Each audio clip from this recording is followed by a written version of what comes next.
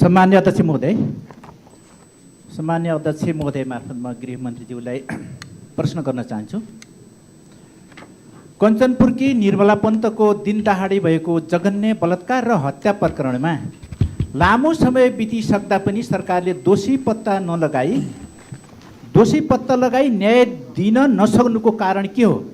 यो राज्य संयन्त्रको असक्षमता हो कि कारबाही गर्न नचाहेको उदासीनता हो?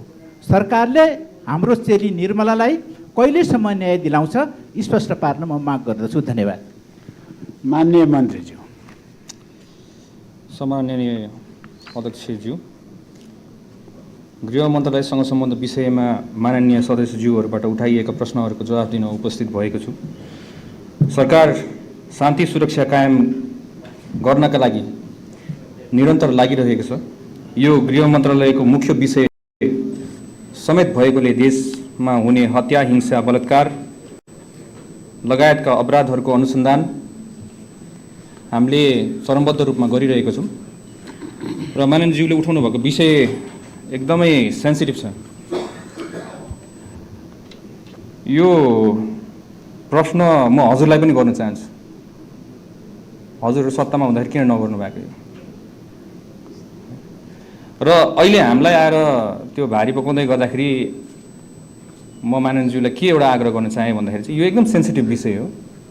यो सेन्सिटिभ विषयलाई हामीले जहिले पनि त्यो एउटा आमाको घाउलाई कोटाको गर्ने हो कि सदनको मार्फतबाट उहाँलाई पीडा दिइराख्ने हो कि यसमा चरणबद्ध रूपमा चाहिँ सूक्ष्म तरिकाले अनुसन्धान गरेर यसको रिजल्ट दिने हो?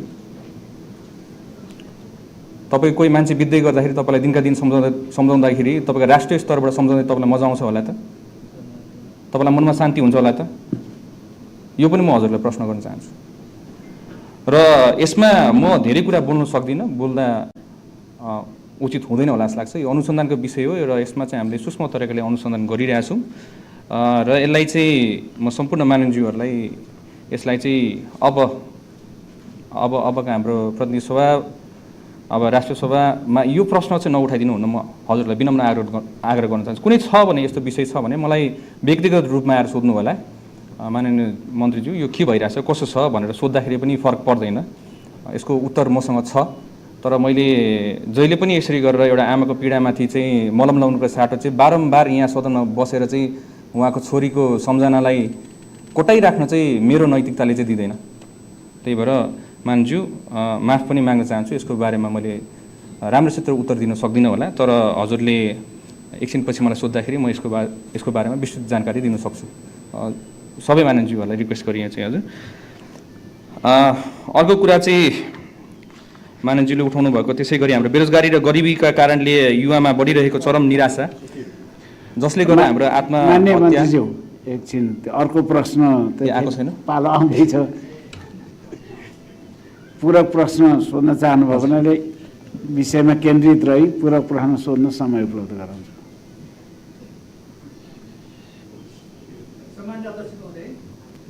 सम्मान्य अध्यक्ष महोदय, अहिले मन्त्रीज्यूले बोल्दै गर्दाखेरि मेरो विधायकी अधिकार हनन भएको मैले महसुस गरेको छु। मैले प्रश्न गर्ने र मन्त्रीज्यूले उत्तर दिने यो हाम्रो नैसर्गिक अधिकार हो, हाम्रो संसदीय प्रणालीमा भइरहने कुरा हो। त्यसैले मैले प्रश्न गर्न पाउनुपर्छ र मन्त्रीज्यूले उत्तर दिनै पर्दछ, यो बाध्यता कुरा हो। हाम्रो सरकार गठन भएको 4.25 महिना भइसक्यो। यस लगत्तै गठन भएको छानबिन तथा अनुसन्धान समितिले यतिका लामो समयसम्म पनि निष्कर्षमा नपुग्नु दुःखको कुरा हो। अबको कति महिना, कति दिनभित्र हाम्री चेली निर्मलाले न्याय पाउँछिन्? यही प्रश्न राखेँ। धन्यवाद।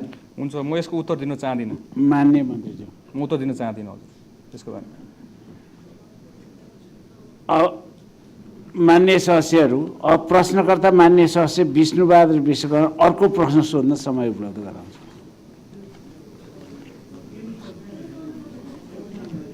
सम्मान्य अध्यक्ष महोदय, म गृहमन्त्रीज्यूलाई अर्को प्रश्न सोध्न चाहन्छु। प्रश्न यस प्रकार छ। हाम्रो समाजमा बेरोजगारी र गरिबीका कारण युवाहरूमा बढिरहेको चरम निराशा तथा आत्महत्या जस्तो भयावह स्थिति, चिन्ताजनक अवस्थालाई रोक्न सरकारले के कस्ता नयाँ नीति कार्यक्रमहरू निर्माण गरिरहेको छ स्पष्ट पार्न म माग गर्दछु। धन्यवाद। माननीय मन्त्रीज्यू।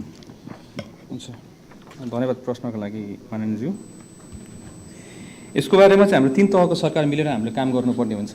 यो अभियसली मेन्टल हेल्थको कुरा छ। यसमा चाहिँ हाम्रो सबैजनाको अहिले धेरै हाम्रो देशले धेरै कुरा भोगेर आएको छौँ हामीले।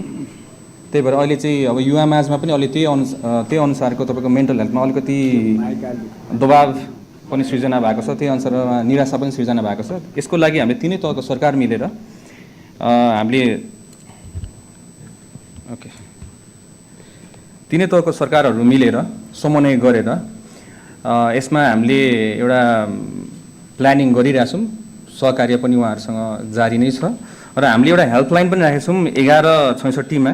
यसमा टेलिफोन पनि गरेर हाम्रो यसमा आत्महत्या रोकथामको हेल्पलाइन भनेर हामीले राखेका छौँ। यो 1166 मा हामीले कल गरेर 24 घण्टा यो सुविधा उपलब्ध पनि छ। त्यसको लागि हामीले तयारी पनि गरेका छौँ र यो एउटा युवा भएको नाताले म एउटा यो सम्मानित सदन बढाउने एउटा के भन्न चाहन्छु भन्दाखेरि चाहिँ सम्पूर्ण हाम्रो साथीभाइ युवाहरूलाई चाहिँ एउटा युवा भएको नाताले यसमा चाहिँ हामीले सबैजना मिलेर चाहिँ हरेस खानु चाहिँ हुँदैन रहेछ।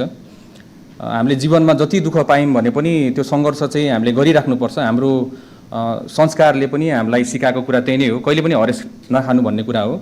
अनि हामीले दुःख हुन्छ, हाम्रो आफ्नो व्यक्तिगत सबैजना मानिसको आफ्नो आफ्नो दुःख त छ नै होला। दुःख नभएको त मान्छे नै हुँदैन यो संसारमा, होइन। तर त्यो दुःखलाई चाहिँ हामीले आफ्नो अपनत्व गरेर त्यसलाई चाहिँ आफ्नो बल बनाएर त्यसलाई चाहिँ अगाडि बढाउनु पर्छ। र युवा वर्गहरूलाई चाहिँ अब हामीले त्यही अनुसारमा खेलकुदहरूमा अलिकति केन्द्रित भएर त्यसमा चाहिँ अलिक सुविधाहरू बढाउने, होइन। अरू गेम्सहरूमा भयो, होइन। युवाहरूलाई अरू टेक्नोलोजीहरूमा चाहिँ अलिकति हामीले चाहिँ यसमा डाइभर्ट गर्नलाई हाम्रो खेलकुद मन्त्रालयले पनि त्यही अनुसार बजेट पनि छुटाउनु भएको छ, होइन।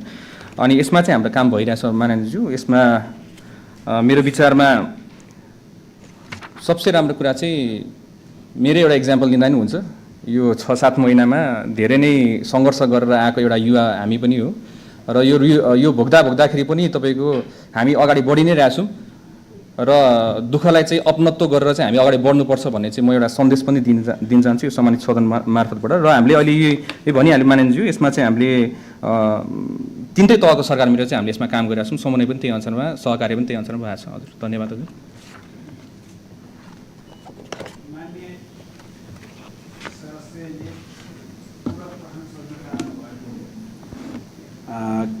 विषयमा केन्द्रित भई पूरक प्रश्न सोध्न समय उपलब्ध गराउँछु।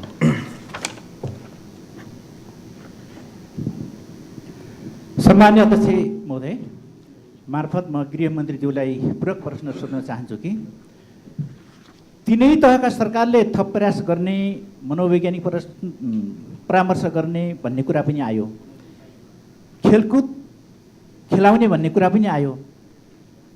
मनोवैज्ञानिक परामर्श र खेलकुदले मात्रै पुग्दैन, यो नै प्रमुख कारण पनि होइन। युवाहरूलाई स्वरोजगार बनाउन, शिक्षा स्वास्थ्यमा पहुँच पुर्याउन, देशभित्रै उद्यमी बनाएर सुन्दर भविष्य देखाउन सक्नु पर्दथ्यो। त्यसको लागि सरकारी लगानी तथा बजेटको व्यवस्था कसरी गर्नुभएको छ, म यही सोध्न चाहन्छु। धन्यवाद। मान्य मन्त्रीज्यू। अध्यक्ष महोदय, यो मेरो मन्त्रालयको विषयमा छैन, विषयवस्तुमा केन्द्रित हुनु पर्ला। सर, अब मान्य मन्त्रीज्यूलाई आसन ग्रहण गर्न अनुरोध गर्छु।